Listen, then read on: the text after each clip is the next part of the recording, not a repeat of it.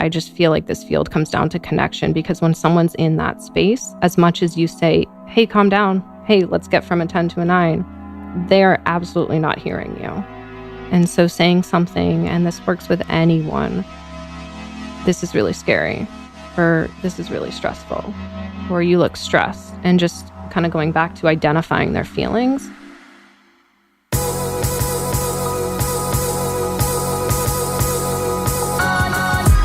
You're listening to the Almost 30 podcast, hosted by Krista Williams and Lindsay Simsick. Almost 30 started as a conversation about the transition from our 20s to our 30s. But then we realized life is full of transitions. So we expanded our mission. We are an intuition-led, wellness-focused lifestyle podcast that promises to deliver authentic conversations, diverse points of view, and insights rooted in optimism, growth, and intention. The Almost 30 Nation community is a group of purposeful dreamers who are smart, passionate, and always seeking the full potential in every aspect of their lives. At Almost 30, we're making magic together. We dream it, and then we do it. Thanks so much for tuning into the Almost 30 podcast. Here we go.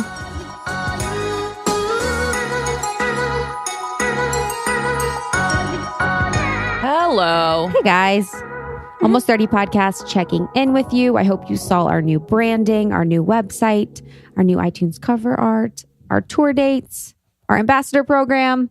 Feel like a new woman. New woman. We've just give birth. We've been busting our asses. Us and the entire team, Chloe, Kayla, Tiffany, Shara, have been working our asses off for the past couple months. And it feels so good to share everything we've been doing with the world. Truly. So as Krista said, we have our new iTunes cover art. Peep it, share it. And we're just putting out a new, more mature, evolved, but still fun and us vibe.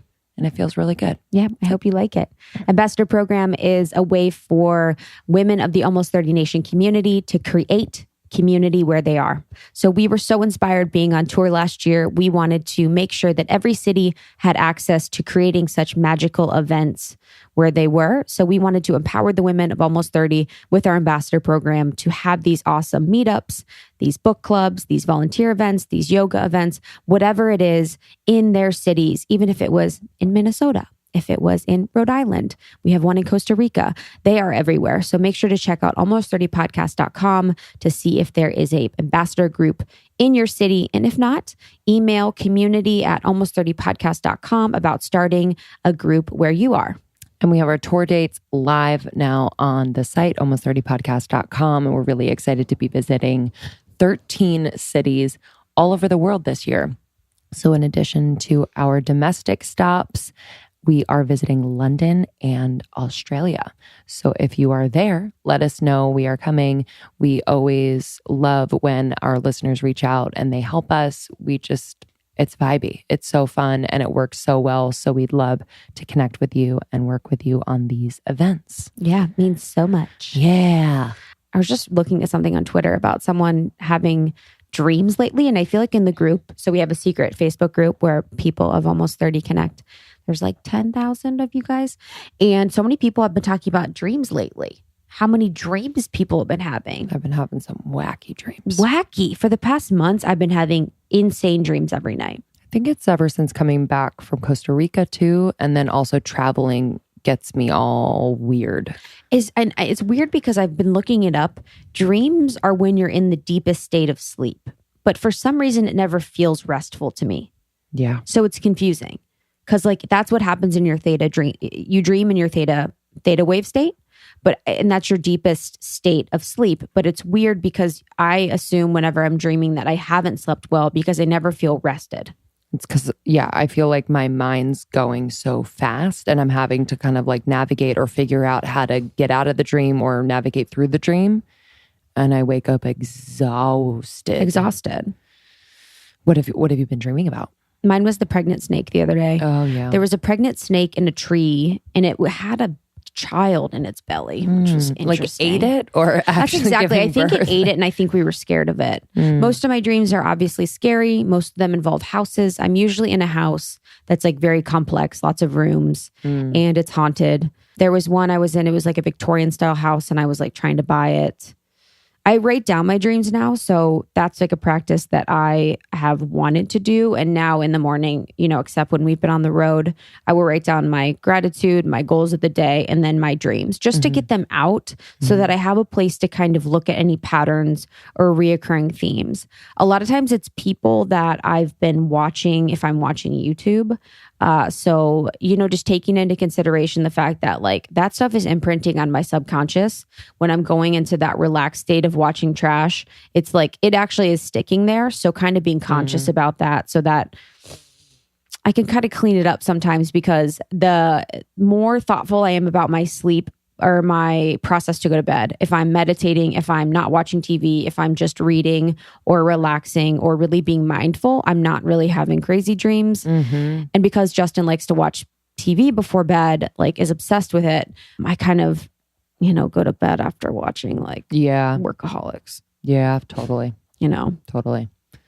Yeah, I actually don't remember my dreams that often. I just like know the feeling when I'm in them. And then like during the night, I'll kind of wake up half awake and be like, oh God, I don't want to go back in there. Or it's just feeling weird. But I have to because I have to go back to bed. But yeah, it's just been a little bit more vivid lately. So I've been trying to like ask before I go to bed, like, show me this, or like, can you make it more clear as to why I'm dreaming about this? Yeah, that's a good one. What's the message? And then I'll just like ask my little homies to kind of protect me, because I do at home I sleep like a fucking baby, but on the road it's really hard. Yeah, it's really, really hard. When the beds you sleep in are trash. Yeah, we've had some trash beds. Yeah, that's okay. I know, it's okay. It makes me feel so grateful for my bed at home. Honestly. And just for like the routine, like, and I'll talk about this more when we talk about our trip to Costa Rica, but like I had this like vision where I saw myself doing my whole routine like in the morning and then before bed, and I was like fucking bawling, just seeing that, like because anyone who does that, like I need you to take a moment and just realize how beautiful that is. That's your ceremony. That's your ritual. Your ritual. I was like crying for myself because it was so beautiful. But I kind of take it for granted and I just do it because I think I should do it. But it really is changing me for the better and really setting me up to be more myself, to show up as, the best version of myself, to be creative, to be more loving and compassionate. It's like, I don't even know. So. Yeah, that's just like honoring yourself and who you are. Kayla from our team who travels with us on tour does a really great job of creating ritual where she is. It's the wildest thing I've ever seen. So dedicated. It makes me so happy. Like she'll go to like a Chipotle and grab like lemons. Like, can I have lemons to go? Yeah. So she can have, so she brings it was so cool and cute. She brings a little essential oil diffuser. So it's a mini one that she brings on tour. So in each of the rooms, everything's mini where she's diffusing essential oils. She always makes sure to get lemons from restaurants we go to the night before so she can have hot lemon water in the morning. She has green juice from Organifi in the morning. And then she has all of her droplets, her essential oil tablets. She puts out her vitamins the night before. She has teas for digesting at night. And she just basically, she puts crystals all over the apartment. Mm-hmm. She has poopery already set by the toilets. Like she just really does a really great job of making sure her routines stay when she's traveling with us on tour, which I could be I like am a free-for-all sometimes. Mm-hmm. Actually, most times, because it feels, I don't know. We just have to be more flexible. So if because I can imagine that, like, I mean, she's an inspiration to us when we're on the road. So that's that. But then also, like, if we can't do something, sometimes I'll get stressed. Like, oh, I can't take my walk in the morning. What's going to happen? Am I going to feel different? Will I not be able to poop? Like all this stuff. So I think we've just learned, and maybe she'll do that too, but I hope she keeps most of it because I really like participating. Same, I do too. I like the reminder of it too. Yeah, it's a good reminder. She'll have her little socks out like next to her leggings. Yeah, but we just have to be flexible because shit changes every day and, all of that. But we can still keep our meditation, our breath work. What I've been doing is like, I have like a morning playlist and I just put in my earbuds and I stretch and dance to it for like 5 minutes. Love that. Because sometimes I don't like sitting still when I first get up. I like moving, but she's She's an best, inspo. So honestly, if you guys want to get a mini diffuser, highly recommend that. Yes, so Putting cute. out your vitamins, I think that's super smart as a Night reminder. The lemon water really helps with your digestion. And then her green juice powder, she just drinks in the morning, which I think is genius. For me, I just really make sure to do my meditation. And I've been obsessed with 963 hertz. So I've talked about 432 hertz before. That is the frequency of love. That is the vibration of nature, of planet Earth. But 963 is the vibration of higher beings. So it's of ascended angels and archangels. And that one will fuck you up. So that one's my favorite right now. That really puts me in a state, makes me feel some type of way. You can just go to YouTube. They're free. Find one that you like, find one that interests you. And I really enjoy that for my meditation practice. I can't listen to it otherwise just because it's too trancy. 432 and, other hertzes or other sounds I can listen to just throughout the day to calm down. But that one will really fuck you up. So that one I've been really enjoying to kind of ground me with my morning meditation. I love that. Yeah, it's a good one. 963 is like 963. hot fire flames. Amazing. Yeah, we've been learning on the road also how to be adults. Just learned. Just being humbled everywhere we turn. We were on our way to Austin. I texted Our Chris. flight was at 1 and I was like, let's leave at 12. I don't know why. And I was like, oh, I'll pick you up around 11. And then I said 12. you said 12. And I was like, oh, I'll do 11:50 to be safe. So I agreed. Like we both said yes. And so I picked her up. And then. But you picked me up at 11:30. I picked you up at. Which was good. Yeah. And so we got to the airport at 12:05 and then walked in, brought up to check in, and we're there at 12:07 to check our bags and missed the bag check by 2 minutes. Did you guys know that? There is a mandatory 45 minutes before your domestic flight bag drop off. We were, American Airlines? Yes. And boo. And we were 2 minutes late. So we were spending so much time being like, well, if the driver would have gone faster, or if he would have gotten in the car sooner, or if I would have left earlier, it's like, and we were just like, what do we do? Because she's like, oh, you're gonna have to get on the next flight. And we were like, huh? We didn't know if it was a charge. We had to wait in line. So we're watching our flight basically take off with our fucking bags. Yeah. They were savage, they took off dude. with the standby, the next flight at 4:05. We didn't get on the 4:05 flight because we didn't make the standby, get on from standby. So we were in the airport for about 6 hours. We finally left at 6 something, got in late, but it was just a big fat lesson. And it's honestly, thank you, universe. It's a blessing. It happened on our first stop of the tour. So we didn't do it like when we were going to London. That would suck. And we had people help us along the way and switch our flights and whatnot. But it was actually, it wasn't really helping. We paid them. but we didn't have to pay the full change fee. but it could have been like hundreds. But he was anyway. Yeah, whatever. Yeah, we still had to pay the change fee. But we were waiting in the airport, and my cousin was coming in to visit LA. Here, meeting his friends, and I never see him. He has 3 kids, doing the dad thing, and family thing, which is amazing. And he was coming in on a JetBlue flight, and I was like, I feel like he's going to come through this terminal, whatever. So we sat down. I was like, I think he's going to come through that door, because I couldn't. We were talking, but he's like, I'm on JetBlue, but I have no idea where I am.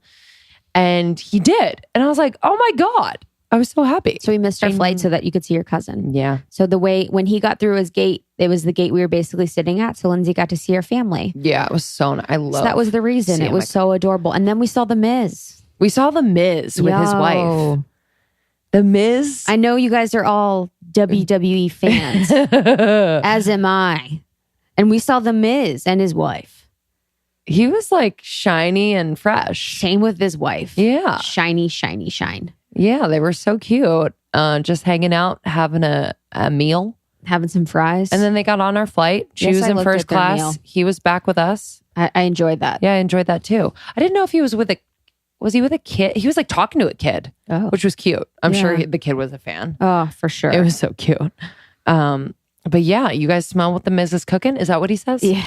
No, The Rock. That's The Rock. All right. See ya. Oh my God. I'm actually going to say that for every WWE wrestler. Yes. Yo. Hey, do you smell what China's cooking? Yo.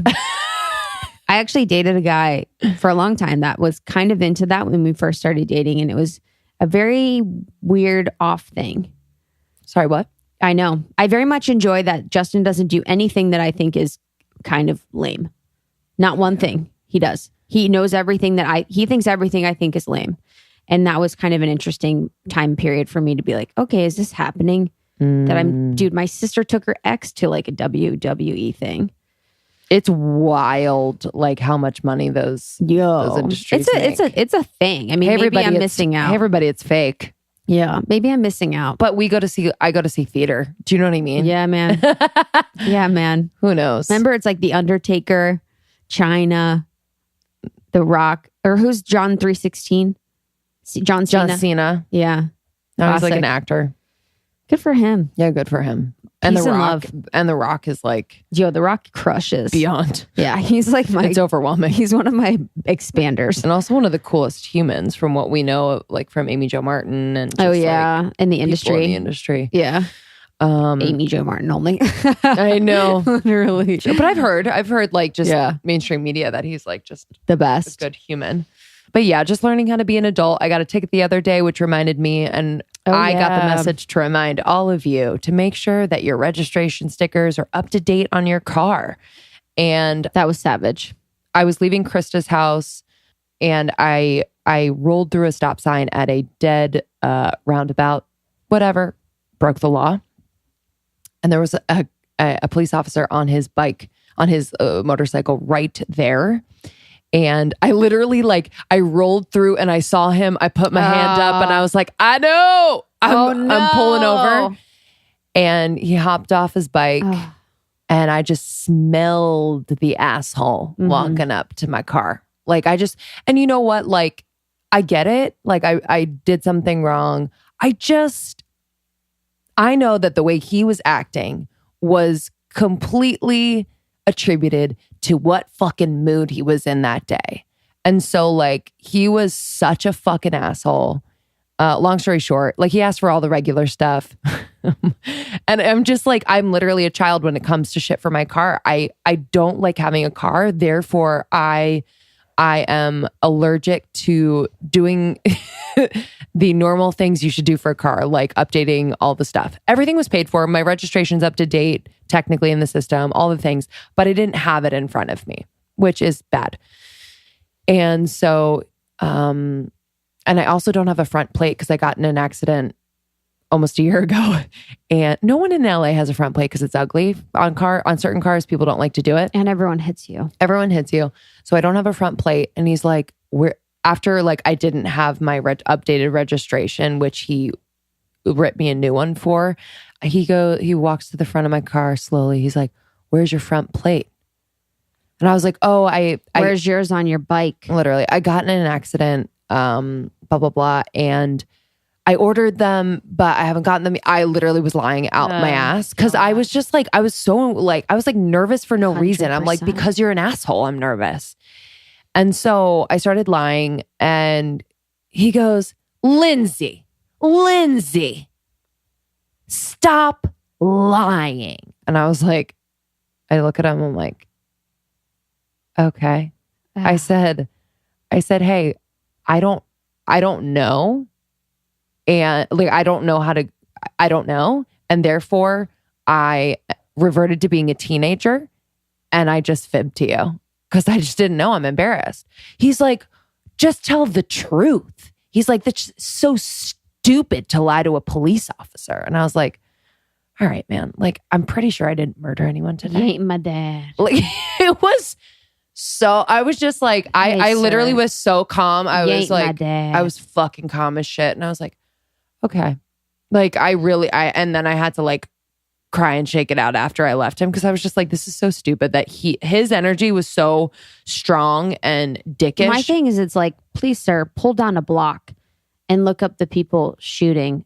I know. Up around the corner. Honestly. Anyway. So just make sure everything's up to date in your cars. Like, just save That's yourself the point of the this headache. podcast. Thanks for joining, guys. It's a good reminder. To be honest, You know, because I need to pay my ticket. I have a ticket. I forget what I got it for. This one's going to be a deuce, whatever. I think you'd be surprised. The one I got recently wasn't that bad, but yeah, I don't care. Yes, we got our ass handed to us with this, but not really. No, it was just like life. It was just like reminders. I'm like, oh right, oh right, got it, noted. So yeah, we're officially adults. Thank you. Welcome to 30. But we're still kids when it comes to snacking on tour. We love what we love. We love what we love. And dude, Kayla had a really great thing too. She's been putting skinny dipped in the freezer. Oh, I do that. Yeah. And come on, girl, get on board. Special. I just can't wait until like it doesn't have to freeze. It's just like it just gets it cold. just gets more crunchy. Yo, the chocolate mint ones. Yeah, they're new. They're new.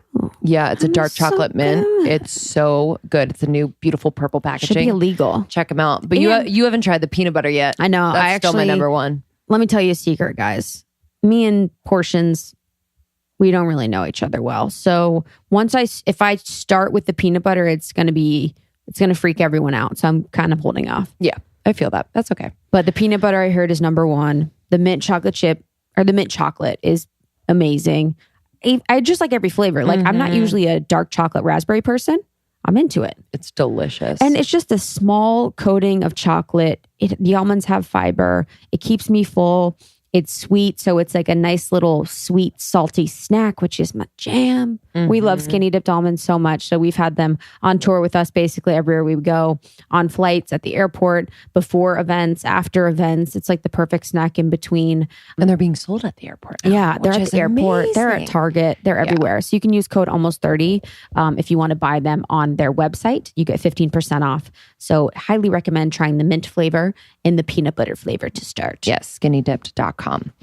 Okay, today's episode is really unique, and we're so grateful that one of our listeners reached out to us, and she wants to remain anonymous, and we respect that wholeheartedly.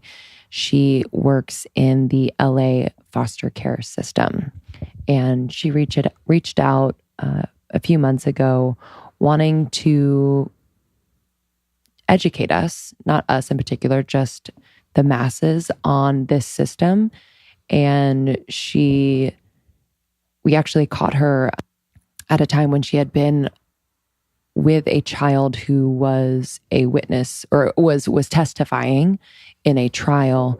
And it was just a really emotionally draining, and this is her work. This is her work every day. And she was gracious enough and brave enough to really come and talk about this system in a very,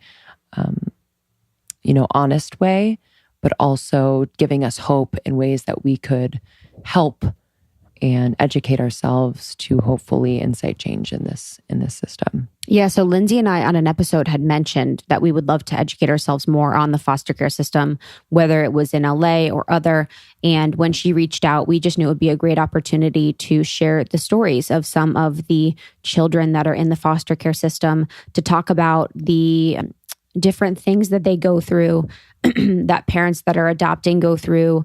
This is a heart-wrenching one. This is a really beautiful, deep, and insightful one. I love episodes like these because I had no idea what goes on. And I really just want to be as educated as possible in all aspects of my life. So by listening to this podcast episode, you are learning about the foster care system, which if you are adopting or if you're not, is important for our lives as citizens of communities. A lot of people that you may know are part of the foster care system or are adopting or work with it. So I think this episode is really important as a holistic point to understanding the world we live in today. So thank you so much to our listener who, again, is remaining anonymous, but this episode is one that you cannot miss. So if it resonates with you, if you feel like anyone should learn more about the foster care system, please share it with them. Share on Instagram, tag us. We always love to see that. We read and see every one of them. And if you're called to, please rate and review on iTunes. It helps us so much. So yeah, We love that. And please visit almost30podcast.com. We have our tour dates live. Our ambassador program is live. All things Almost 30 on almost30podcast.com, newly rebranded. We're super proud of it. So thank you for visiting the website. Yeah, we'll see you on the flip. Okay, LA friends. Are you guys about getting that money, honey? Cha-ching! There's an amazing experiential pop-up that is happening in Los Angeles starting on April 17th through May 19th. And it's all about getting that money, honey. It is 11,000 square feet of interactive rooms like debt boxing, a retirement rodeo, stack salon, gold bar, and money moves room. So basically, there are going to be tons of amazing Instagrammable opportunities and chances to connect with other badass women at this baller pop-up happening in LA. So good. You can reflect, you can relax, you can grow, you can learn, you can connect. I'm pumped. I know, same. We're going. I want to take a picture of me taking a shower with dollar bills raining on my head. Oh, okay. It's like a vision board. I will take that picture for you. I know. I'm gonna have I need it. If you'd like to go to Stack's house in LA, tickets are available at stackshouse.com, and you can use the code almost30 and receive a special close the cap 21% off tickets through May 1st. Yes. So that's Stacks, STACKS house.com. Use the code almost30 for 21% off tickets.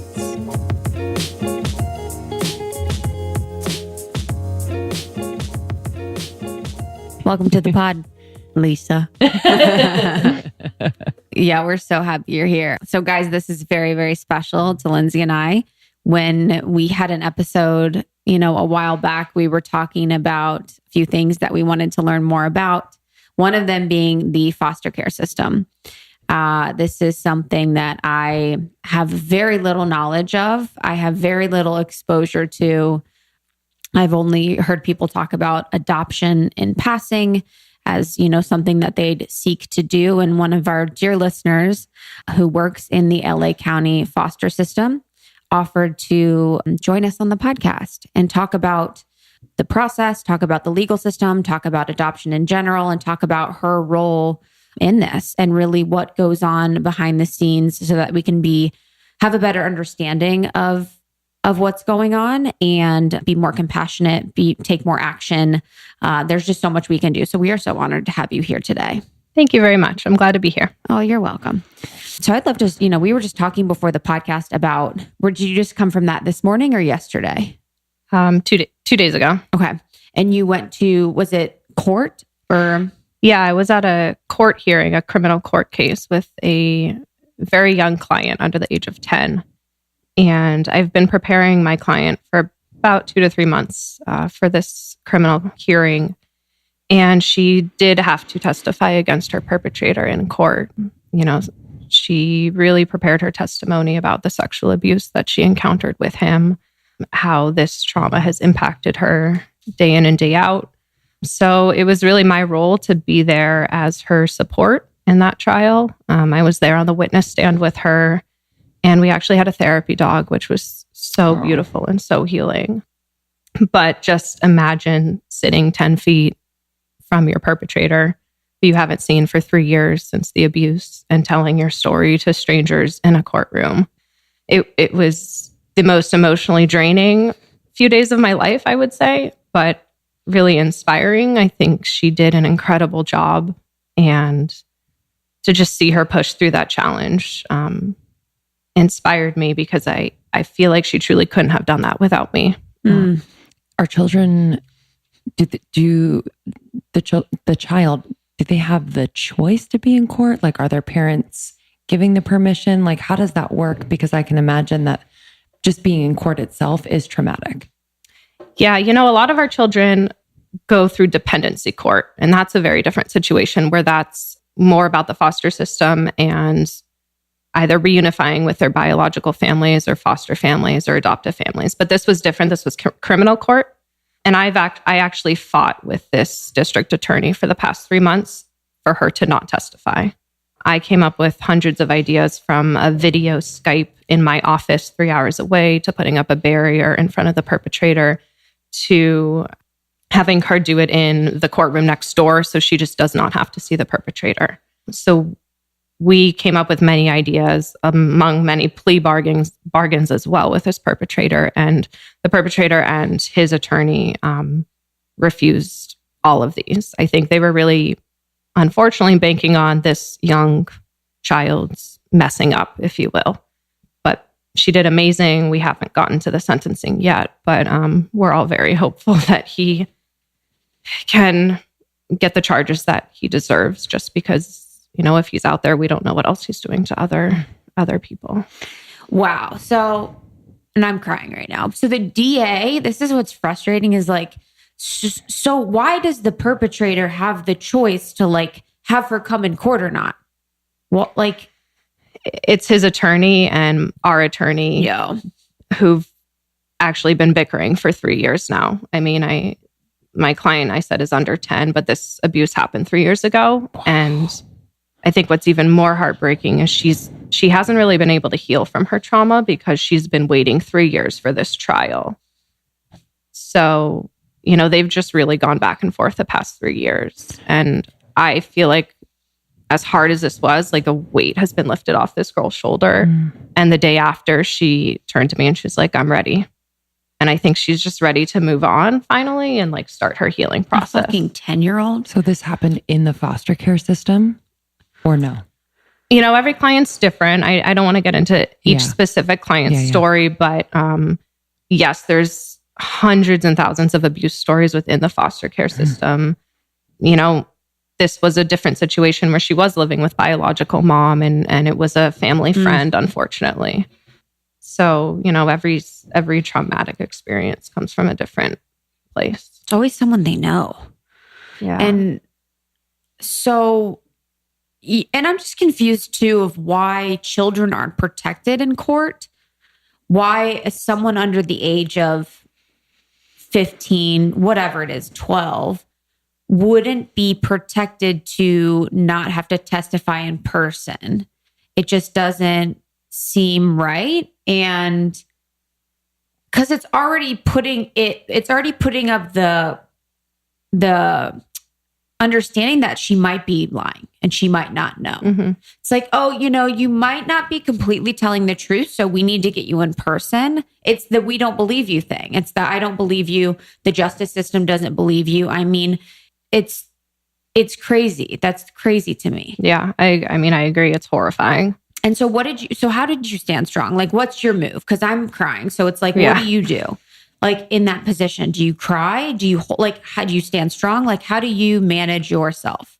I cried a lot the nights prior because I didn't know what to expect. I was walking into kind of the unknown, and my sole job in that situation was to support my client. And so I was honest with her. I was like, look, girl, tomorrow's going to be stressful.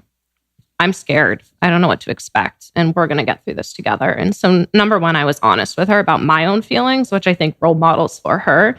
It's totally okay to be stressed and have all these feelings come up. In the courtroom, unfortunately, I couldn't really show emotion because I was, again, on the witness stand with her. And the jury would maybe think I was trying to tell her something. So the minute we all walked out of the courtroom, I took a moment in the office by myself, and I just kind of let it all out. And then I've thankfully taken the past 3 days off work and just kind of done my own thing for myself, whether that's exercise, talking, writing about this experience. So, out of all of these hardships, I try to find the beauty in it. And I know this girl could not have done it without me. And I pride myself in what I did for her. Hell yeah. It takes a special type of person to do this work. Not everyone can do this. So what drew you to this type of work? And what about the way that, you grew up kind of set you up to be a facilitator in this way? Yeah, that's a great question. You're right. I think it does take a special person. I've always prided myself in my ability to build relationships with people. And I feel like this field and what I do really comes down to relationships and connection. Looking back, middle school, high school, college, I feel like there was a lot of people who would approach me with their challenges and just need support from me. And at that period of my life, I didn't really know what that meant.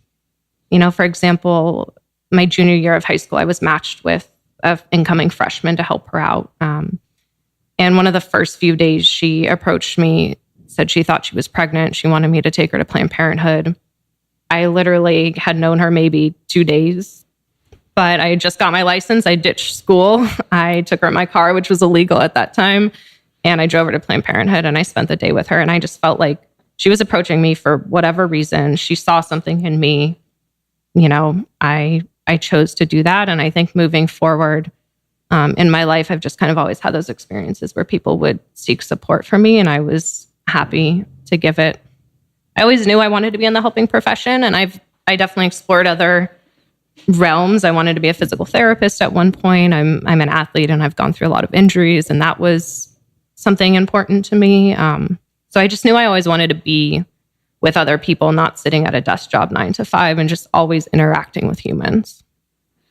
And what happened to the girl, just to close the loop there? Or what, so you took a moment after kind of recuperated, you took some days off. Where does she go? And what happens to her after this?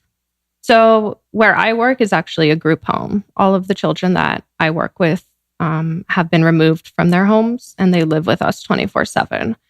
And so she's back in the group home where she lives with us. We have staff 24/7 there, and I've set up a specific staff member to support her every night at bedtime for the next week. And really, it's just about me checking in with her now in our therapy sessions and starting that healing process with her. But, she does have the support. Unfortunately, it's not family right now, given her situation, but it is adults she trusts that she's been living with for eight months or so. Mm. And so that is something I'd heard about in the foster care system. Every city that it happens in almost every city. So what is it about the foster care system that's riddled with abuse, or why do you think it's so prevalent? Yeah, I wish I had answers. I think a lot of it comes down to education. For example, LA County, I think, has the worst foster care system. I think it's truly trauma is a public health epidemic, and people don't know about that. So I think a lot of it comes down to education. You look at Los Angeles County, for example, and when people think of LA, what do they think about? Hollywood, film industry, movie stars, celebrities. And there's a whole other side to this city that people just don't know about. And that's in every city. That's especially big cities, New York, San Francisco. So education, getting the word out, letting people know that there is suffering, but there's also ways to move past that. And again, like I said at the beginning, I think that comes down to connection and relationship with people. And whether it's working with a child with severe trauma or just hanging out with a friend or passing someone on the road in the car, like build a relationship with them. Like be kind. Try to build a relationship with people. Yeah, I think I meant, what is the systemic reason that abuse is prevalent in foster care?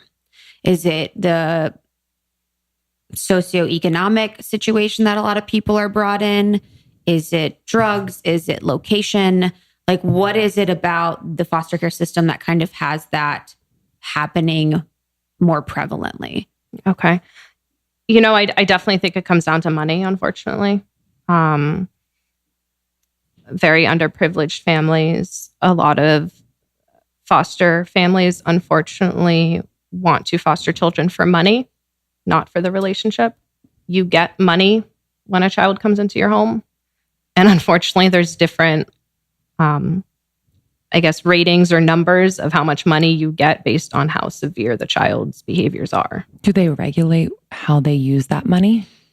Absolutely. So they monitor what they use it for. I know it's supposed to be for the child, but if you're saying that they foster because of the money, are they using maybe $200 of that for their own and then they give the rest to the kid? Or does the foster system regulate how they use the money?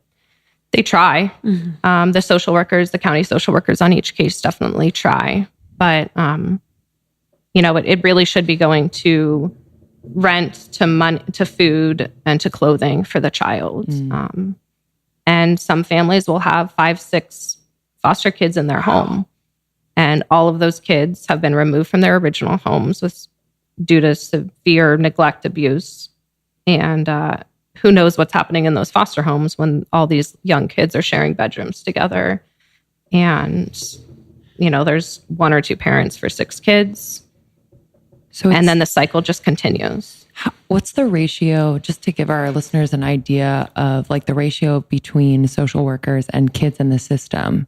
Because it seems like it's overburdened. So like, and why they're unable to, I'm sure they're trying the best that they can, but just unable to monitor as closely as they would want.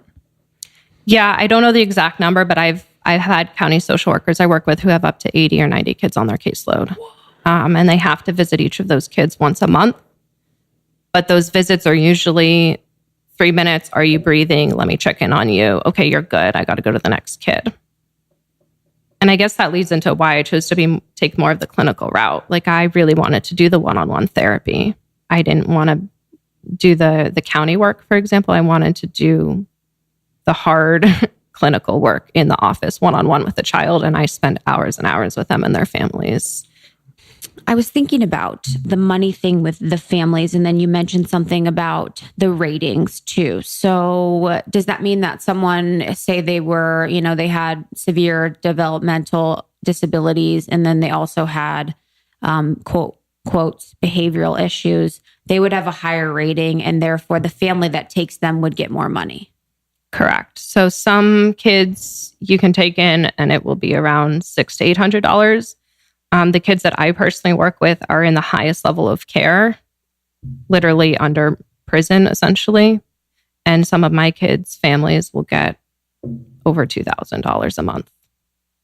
And if you think about it, you take in 2 to 3 of those kids, that's $4,000. What kind of 100%? Wow. Where does that money go? Wow. What is the vetting process for these foster parents? Is it one, there's a vetting process, and then second part of the question is like, what is the education for them or the resources for them while they are fostering these kids? So it's not just like, okay, yeah, you're good to go, and then they just like the butt kisses. Them. What movie was that? The butt kisses, where they got all the adopted kids just for the money.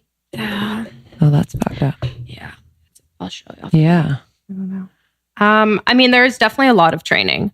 Okay, so. Especially when you take in these higher level children who need a higher level of care, there's lots and lots of training, understanding trauma, understanding parenting skills, understanding the best school programs for them. There really is a lot of training, and they have to pass those trainings and get certifications. There's drug and alcohol abuse trainings. And then they do have the county social worker that checks in with them that really can communicate with them at any time for support. And then there's a whole team of clinical support when the child goes into the home. So myself as a therapist, and there's a behavioral support. There's what's called a facilitator who facilitates and organizes meetings, and which are really weekly. There's the school team, because these kids mostly can't function in the public school system. And so they all have what's called IEPs, or individualized education programs. So there really is a lot of education and a big support system. There's just drastic numbers of foster youth and not enough families. I think there's 30,000 foster youth in LA right now. Oh my God. You're doing a really great job, by the way. You're doing an amazing job. So I hope you feel good. And I know it's hard sometimes to talk about this, and it's very serious, but just know that you're doing a really great job. Thank you. Also, the Butkus family, it takes two. One of the Olsen daughters was with a family that was they had called the Butt Kisses, and they had like 10 kids. Remember them? And they got kids to get money.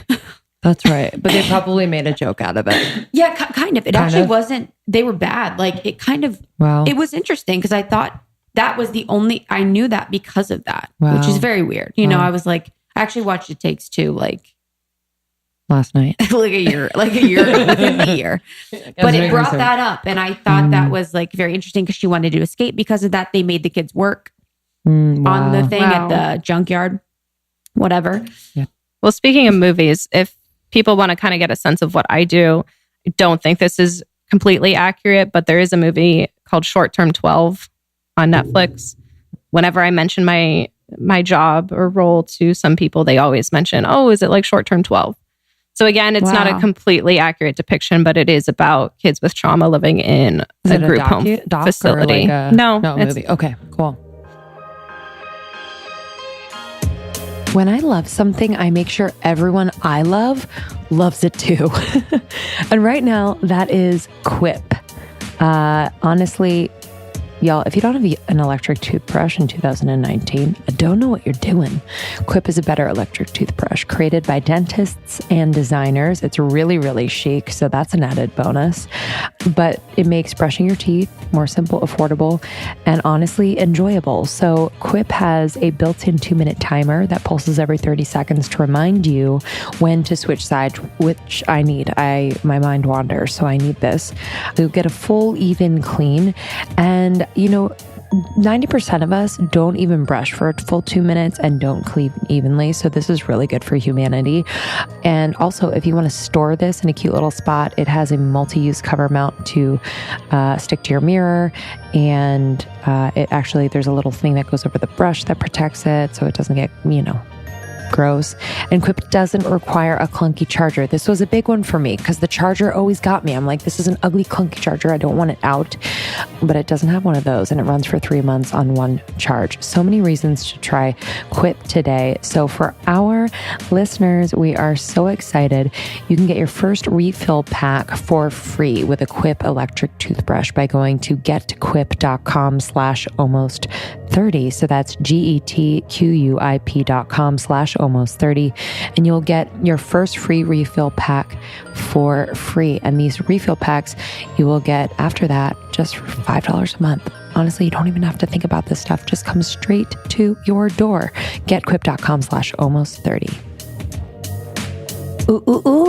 Ooh, listen up. I just did an overhaul on my personal care, mainly oral care, and Kopari just took the cake, y'all. Coconut toothpaste duo.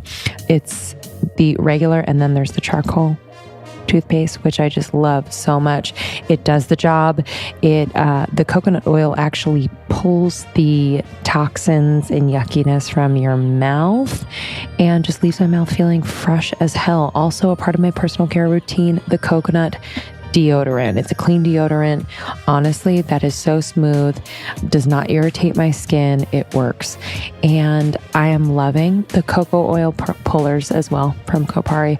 They do it right. They just know how to source a coconut and use a coconut. So you swish these in your mouth in the morning or at night. You spit them out and you're going to shine like a freaking star. I just love their products. You can peruse the website koparibeauty.com and use our code almost30 at checkout for 15% off. So do that. Trust me. Do a bulk order. They have body care, skin care, personal care, sun care, multitaskers, you name it. koparibeauty.com, Kopari beauty.com. Use our code almost30 for 15% off.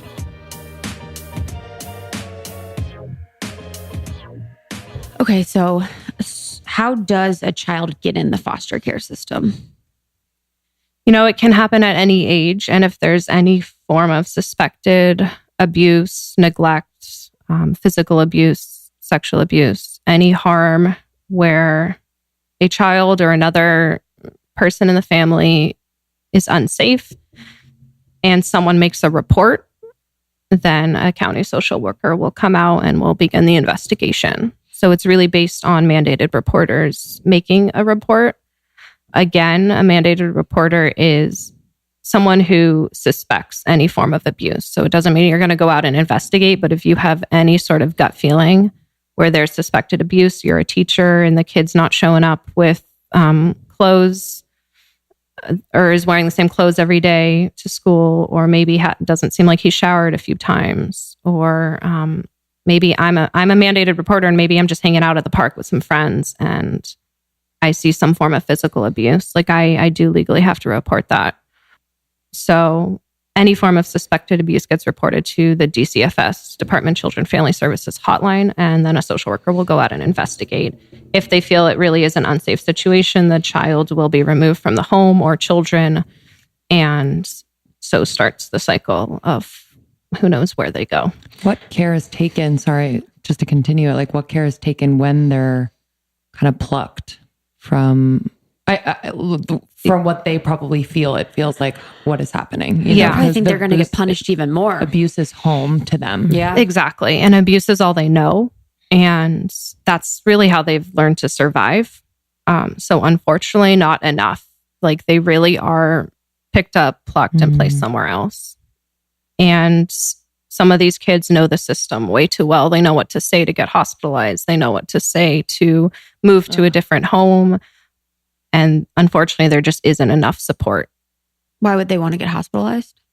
There's many reasons. But for example, in my facility, the kids have very strict phone calls. They can't receive a call from their dad who's in jail. They can't make an outgoing call to an aunt because of a specific reason.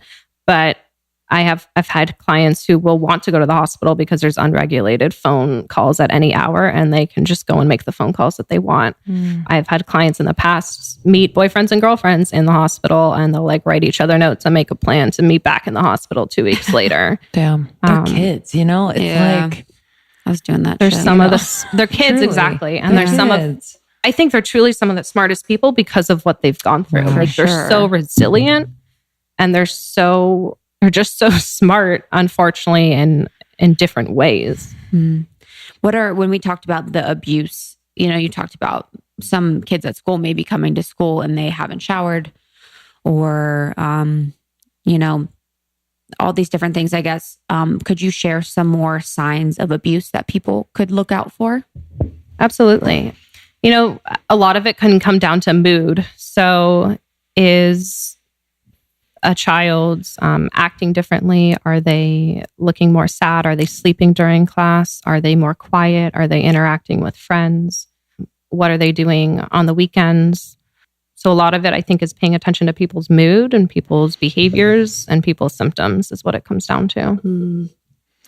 And I'm thinking about like the teenagers in the system. So like not the quote unquote cute little kids that families would want to, or I would think would want to take in.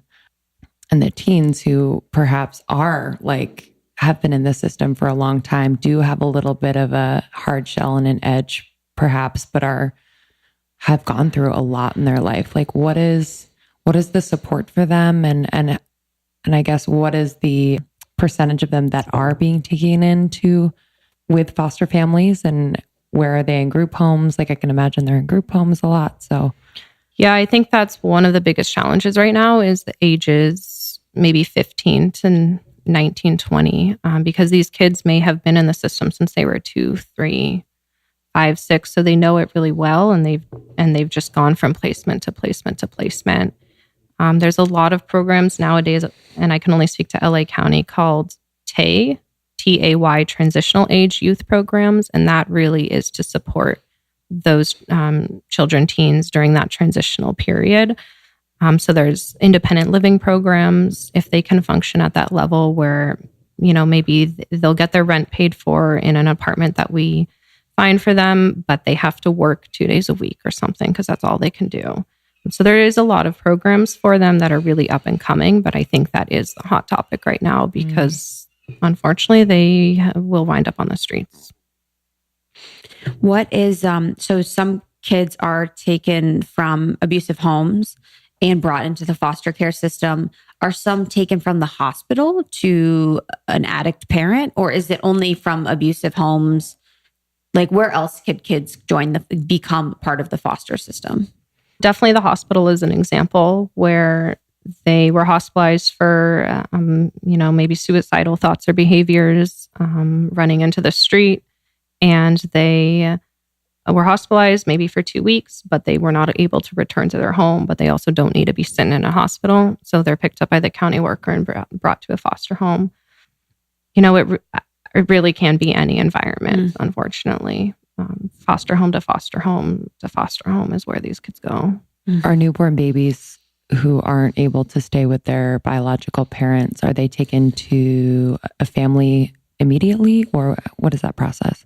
I've never actually worked with infants, but I've had clients who have had siblings born and The mother was on drugs or did drugs in utero. And so the baby was born in the hospital and immediately brought to a new home.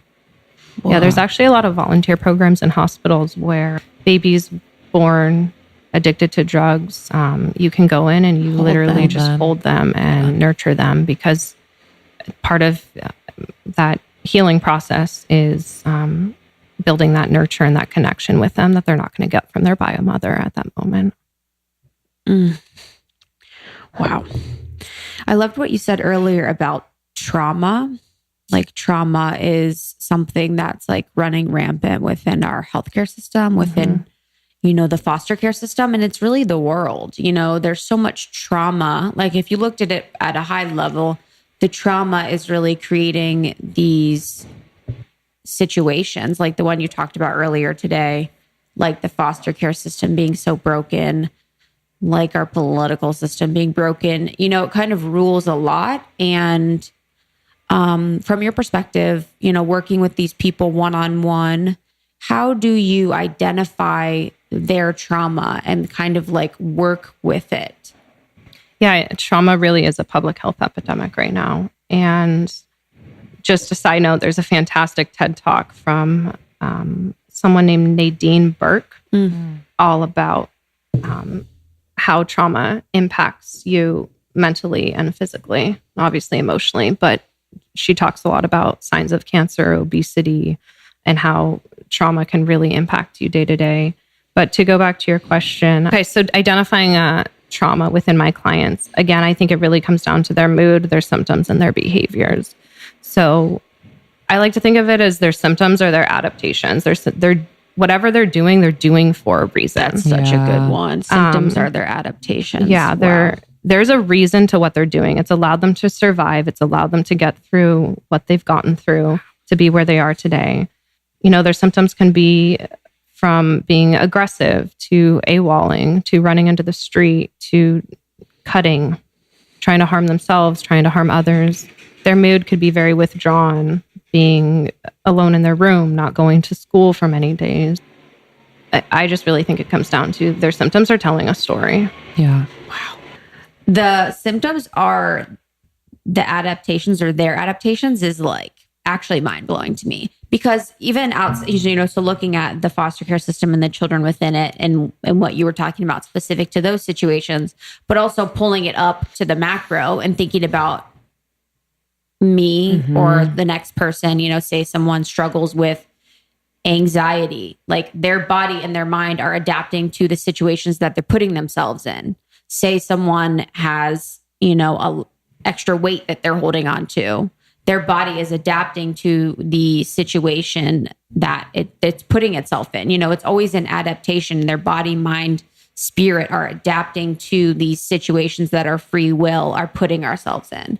So, these people in the foster care system are not putting themselves in these situations by any stretch. That's not at all the correlation I want to make. And I want to make that very clear. But what I'm saying is that, for people that have free choice and maybe having anxiety, depression, weight gain, unhappiness or whatever, it's like oftentimes these are the symptoms of what they're doing that's causing it.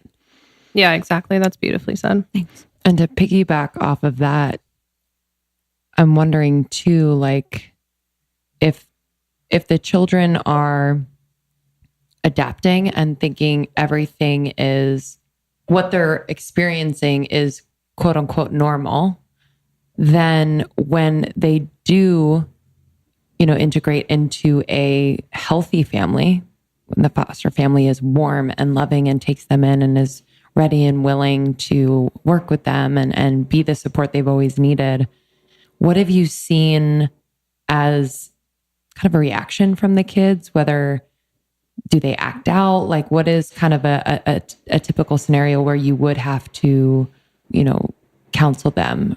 Yeah, I mean, imagine just being picked up where you are and placed in a new home right now. Whether or not you have severe trauma, severe mental illness, I would act out personally. That's frightening. So there are fantastic foster families I've come across. There truly are. And no matter what, the kids will act out because they're not with their biological families and they're with a stranger. But I think it really is about building that connection over time. And it really comes down to trust. If that foster family can build trust with the client, they will slowly start to understand that this is not an abusive home and this will be a loving, caring, nurturing, affectionate environment for me to be in. But it takes a lot of time. And, where do we find time? It's hard, It's like the rewiring, though, too. If they've been told that love is letting this man touch you, or, being hit, or not being fed, wearing dirty clothes, that kind of thing. So how do you go about rewiring their brain to prepare them for the potential to have a family that loves them in a way that is healthy? Yeah, that's a great question. There's actually more and more research nowadays where that's showing that the brain can be rewired over time. And personally, and what research is saying, a lot of it does come down to connection and role modeling and showing these kids that there isn't harm in these families and that there is love and that there is trust. I guess I'll go a little bit into the brain, if you don't mind. And I'm not a neuroscientist, so I will share a little bit about the work that I do. But essentially, when trauma occurs, the reptilian brain takes over. And that reptilian part, I think, is the brain stem, which is the first developed part in the brain. And that's when the fight, flight, or freeze response kicks in. So when there's a trauma, the clients I work with are constantly in fight, flight, or freeze mode. Trauma really impacts 3 parts of the brain. The first is the hippocampus, the second, the prefrontal cortex, and the third is the amygdala. And so quickly, the hippocampus is really responsible for memories. And so if you think about it, some of these clients may not be able to differentiate the difference between past and present memories. So when you're going into a new home, you can't differentiate. Is this a new person? Is this someone from my past? What's going to happen in this situation? Even though it is a completely different situation, the client with severe trauma is not going to be able to understand the difference. And the second part is the prefrontal cortex. And so this area controls the response to our emotions. Clients of trauma will find it much harder to contain themselves or to control their behaviors. And so that's when we start seeing those aggressive behaviors and the acting out behaviors. I like to think about it kind of on a scale of 0 to 10. Let's say I'm having a panic attack or I'm just having some anxiety right now and I'm at a 10 for myself. Okay, then I can tell myself, what do I need to do to get back to a 1 or a 0 to really calm myself? Well, the clients I work with, I don't think that they've ever been at a 0 or 1. I think they're constantly at a 6 or a 7. And so when working with them and trying to rewire their brain is, hey, let's get from just a 10 to a 9.5. Okay, great. It's been 2 hours, but we got from a 9.5 to a 9. And it's like slowly trying to get them back because their constant is not a 0. Their constant is a 6 or 7 because they're always filled with toxic stress and think that there's threats and they are hyper vigilant. So that's the prefrontal cortex. And then the third part of the brain that's impacted is the amygdala. And the amygdala is the region of the brain where we process our emotions.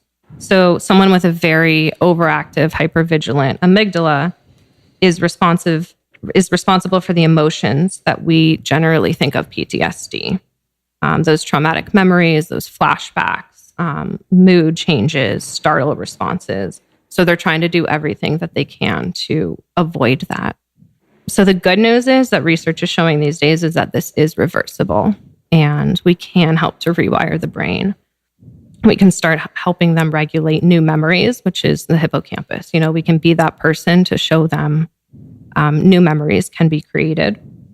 And we can help them, like I was saying, on the scale of 0 to 10, revert back to just being at their constant 6 or 7 using grounding techniques, mindfulness, meditation. So if they're starting to learn these new tools and building connections with new trusting adults, we really feel like their brains can be rewired. But again, this takes years and years and years. I would say the clients who are 10 that I work with, even though I'm a very small part of their life right now, they may not heal until 30 years from now. But it starts now. Why not be that person in their life now? What type of therapy are you doing with them to create these new memories and new neural pathways? Is it EMDR or? I'm personally not EMDR certified, but Okay. EMDR is fantastic. If you've heard of it. But what I do a lot is cognitive behavioral therapy. Okay. Which is really helping the client connect their thoughts, feelings, and behaviors and changing those negative thoughts. I also do a lot of play therapy with the kids because I work with very young ones. I do a lot of art therapy, and that really just allows me to see what's going on in their stories and in their heads. And because a lot of them just can't verbalize it. I mean, the simple, like, I feel stressed, I feel frustrated, they cannot say.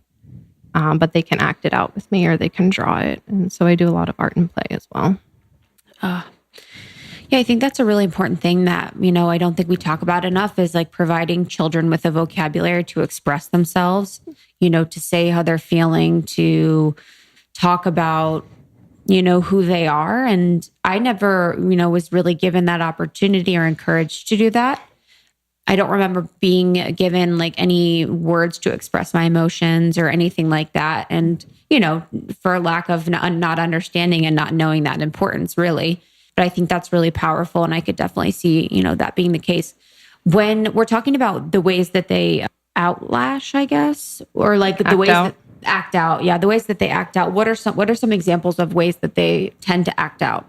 Wow. Well, I work with very challenging kids, but I would just talk a lot about their severe aggression, hitting, kicking, spitting, biting, severe verbal aggression, running away, running into the street, climbing, trying to jump off the roof, cutting, trying to find sharp objects to cut with. There is a lot of sexual acting out behaviors, taking off their clothes. I mean, it really appears and is psychotic. They're completely out of control. And again, I just feel like this field comes down to connection, because when someone's in that space, as much as you say, hey, calm down, hey, let's get from a 10 to a 9, they're absolutely not hearing you. And so saying something, and this works with anyone, this is really scary, or this is really stressful, or you look stressed, and just kind of going back to identifying their feelings, because they don't even know what's going on in their body at that moment. Yeah, I guess that's like with the trauma, I don't know if it's the science behind it or just what's happening when you store trauma in your body and it comes out, or it just stays in there as energy and shows up or manifests itself physically. How can we explain that? I mean, I think you did explain it as they will just hold it in because they don't know who to talk to. They don't know how to talk. They,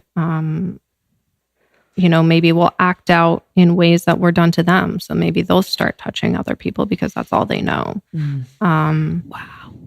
They will act out physically because it's just kind of like they're holding it in and they'll let it explode. And I think of myself 10 years ago, when I had my first panic attack, like I didn't know what that was, but I lived in a very loving, nurturing environment. I couldn't name it though. And it took me years to realize, oh, that was a panic attack. What is everything with the foster care system government funded? Do you guys apply for grants, or how is everything funded? I can only speak to LA County, but it really is the Department of Mental Health and Department of Children and Family Services, as well as grants. And then, so you guys have a grant writer that applies and everything like that. Yeah. Okay. Summertime, and some of you with outdoor spaces and indoor spaces, this is for both, might be looking for some beautiful, well-made furniture. And I am here to tell you my favorite, my go-to, what I am ordering for both my little balcony and indoors is Article. Article is beautifully designed, modern furniture. It has this Scandinavian simplicity, which is so my jam. And they're able to keep prices low and quality high by eliminating the layers of traditional retail. So there's no showrooms, no salespeople, just savings. No matter how many items, every order is shipped at a flat rate of $49. I will repeat that because this is a big deal. No matter how many items, every order is shipped at a flat rate of $49. This is so incredible. So perusearticle.com. I'm actually eyeing the outdoor furniture. It's all new. The Tana stool is so cute, as is the oh my gosh, the Aura Beach Sand Sectional. I am dying for this. I wish my balcony was bigger, but hopefully one of you can get it and send me a picture. But I am loving their furniture. It is incredible quality. I have chairs from them, a bookshelf. I have a beautiful coffee table and other things on the way. So go to article.com/almost30 to get $50 off your first purchase of $100 or more. So that's article.com/almost30 to get $50 off your first purchase of $100 or more. Have you heard that if you heal your gut, you heal your body? Your gut is your second brain, if not your brain, to be honest. And Silver Fern brand is your gut solution. They have everything from probiotics to digestive enzymes to whole food multivitamins. I love, as you know, I think I've said it a million times, their Endurance Energy, which is a pre-workout of sorts, but doesn't give you the jitteries. I also love their Tino prebiotic fiber, a high fiber supplement that is pleasant tasting. That is key, and completely water soluble and gentle on your digestive system. So I'm really, really focused on healing my gut. Just making sure that my microbiome has the right bacteria. So I'm taking digestive enzymes before I eat and in between meals. This is really, really imperative if we are going for whole body health. So silverfernbrand.com, you can use the code almost30 for 20% off your purchase. So that's silverfernbrand.com. Almost30 is the code for 20% off your purchase.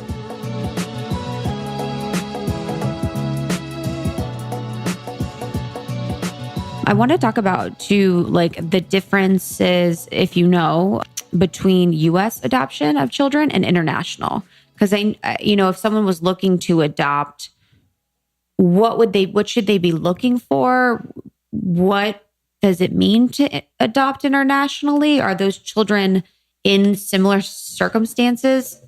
Or like, how do we, because our cultures are so different. So like someone that's in Africa that's living, with a tribe in a hut could seem like it's in poverty, but for that tribe, it's normal. So I just wonder, like, how does someone get determined to be up for adoption from an international basis by an American family? So personally, I don't have experience working internationally, but my understanding here in the US is it's really connecting yourself with an adoption agency. A lot of adoption families, at least that I work with, will want to FOST adopt first. So that's the process, is you FOST adopt, they call it. You're fostering the child, trying to get a sense of if you really want to fully adopt them. But a lot of it also comes down to age. So you get connected to the adoption agency. And if you want to adopt someone from birth, then maybe you're already connected with the pregnant mother and you're working with her through the pregnancy and you adopt them at birth right then and there. Or maybe you want to adopt a 15-year-old and you're connected through the agency. And there's adoption events that I take my children to around LA County. Hundreds of parents come, from single mom to two dads to two moms to mom and dad, just to get to know these kids. And, the first one I went to, I felt like I was at like a dog adoption. It was a very strange experience. But I tell my children, like, this is your choice. Like, you don't have to choose this family if they choose you. This is 100% your choice. Who do you feel comfortable with? So unfortunately, I can't speak internationally, but there's challenging situations all over the world and poverty all over the world and trauma all over the world. And so, I would just say get connected to an adoption agency wherever you are and decide if you want to look for a child in a different country or here in the U.S. How do we know if it's legit? Because I don't trust anyone. So I'm like, how would we know that that adoption agency is like legit? How is there like certifications or? Yeah, there's a lot of trainings, a lot of certifications. The parents have to go through a lot of trainings. Okay. You mentioned FostAdopt. I read that it's nothing is certain about that process, in the sense that family members who maybe once, not the ones giving up the child, but like a grandmother who was like, yeah, no, it's fine. Like, put her in the foster care system. If she changes her mind, she can come back and say, okay, fine, I want her. And so, for these foster families, one, I can just imagine that like the emotional roller coaster in that way is really trying. Is there any support for them? And then also like, because the foster care system, the goal is to get these kids back with their biological parents or families. But what if they're not like up to standard or par in terms of the court system and what they think, and are judges making the right calls? Like, what is kind of the state of that now? Yeah, I mean, it's a really crazy system. For me and where I work, we do our best to keep the clients with biological family only if the biological family is safe and can keep the child safe. Because really, these children only want to be with their mom, their dad, and who gave birth to them. So the court system is crazy. If the parent, lost their child at birth because of drugs or something, I've seen plenty of situations where the mother has been able to go to rehab, been able to get sober, is doing very well, has done family therapy with the child, and the child was able to reunify with them. And so I have seen those situations, and they definitely happen, but it takes a lot of work from the parents. And you asked about support for parents. We have what's called parent partners. And so those are parents who maybe have been in and out of the system themselves, have their own children, have challenging children, either with disabilities, trauma, whatever it is. But they work along with the therapist and the parent to be connected to the parent and provide a support for the parent and a voice, an advocate for the parent in court. So that's the support that some parents can receive. But again, it's their motivation. Do they want their child back? There's plenty of situations where a child will be placed in a foster home and a biological aunt is found, or a biological grandmother, great grandmother is found, and the court and the social worker will investigate if that's a viable option for the child. Just because learning what I've learned over the past few years, some of my clients are most successful when they're with biological family. Okay. I didn't know if the foster families were like fighting to keep the child if they really... It definitely can happen. Okay. I've heard crazy stories on either end where a child has done really well for 5 years with the foster family and they're about to sign the adoption papers, and then a biological grandmother shows up. And that's really when I, as the therapist, would advocate, write letters to the judge, write letters to the social worker would advocate, and then you would ask the child, where do you want to be? There's horror stories and amazing, beautiful stories on either end. The judge thing is kind of weird. Like, it just doesn't, I don't know. It's like, it doesn't, I don't know. It's just kind of odd. He's not very, he or she is not very, I guess they read the case, but it's not like they are in the homes and...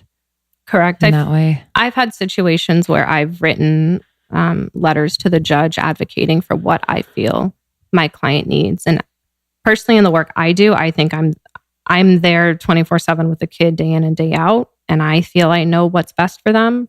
And I've had judges respond to me saying that was the most beautiful letter. I'm going with what the therapist says. I'm not going with what the mom says, because the mom hasn't seen their daughter in 5 years. Wow. Okay. And so I feel like I'm giving a voice to my clients who are voiceless sometimes and advocating for what they need. Wow. Do you live at the home? I personally don't. Okay. No staff actually do, but we just have staff 24/7. Okay. There's cottages, we call them, where the kids live. We have about 50 kids there, ages 5 to 18. Multiple therapists, rehabilitation staff, facilitators, parent partners. And then when a client moves from our group home into the community, into a foster home or bio home, a new team will come in with a new therapist and a new behavior support. And that's how the process works. What is the process for getting into the foster care system for you when you're like working for this job? Did you get licensed and then you were like, okay, I'm going to do this? And is there background checks for therapists? Like, I'm sure it's funny because, or this is, I guess, the point I'm trying to make. So oftentimes I wonder if what it takes to adopt a child is as difficult as it is for you to get a job when, you're just really looking to help, or like, what's the process like for you to get a job? It was very challenging. Once I graduated, I got my master's in social work. Took me about 6 or 7 months to find a job. Once I got my initial job, I was working with similar kids, but in the community. So I was driving from home to home to home. I put over 20,000 miles on my car in LA County in 2 years, not even 2 years. So I was driving home to home. I was in really rough neighborhoods, South Central LA. And did you ever feel scared? I was scared every day.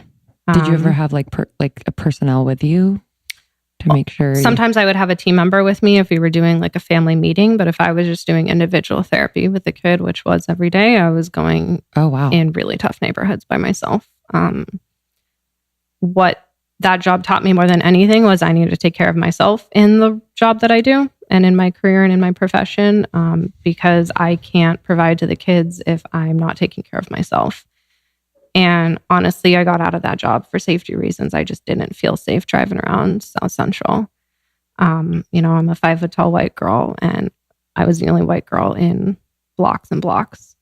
So, but that job also gave me this whole insight to LA County and the foster care system. And I'm so grateful for it as well. And I really learned what I needed to learn to be where I am today. And so when you get a master's of social work, you have your MSW. And if you want to work towards the clinical hours, you would become a licensed clinical social worker. So I had to earn over 3,000 hours of therapy, which I did the past few years, and applied to take 2 exams, a California Law and Ethics exam, and then the LCSW exam, which took months of studying. It is really challenging exam, but I took it and now I'm licensed. And so being licensed allows me to open a private practice, for example. It allows me to be a supervisor of therapists.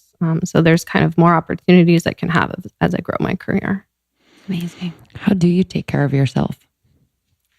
Great question. I think it was very tough at the beginning. I felt like I was working 24/7 with these kids because I was receiving calls at 10 p.m. about a suicidal client. And I felt like I had to do everything I could to make sure that client did not commit suicide. So it was really challenging for me to figure out my boundaries.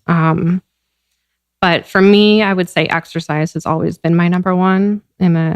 Played soccer in college. I'm a huge athlete, and that just releases all of my tension. Going on a run, going on a walk. The past few years, I was able to get certified in Pilates. So I am a Pilates instructor on the side, and that's just helped me balance out my body emotionally and physically.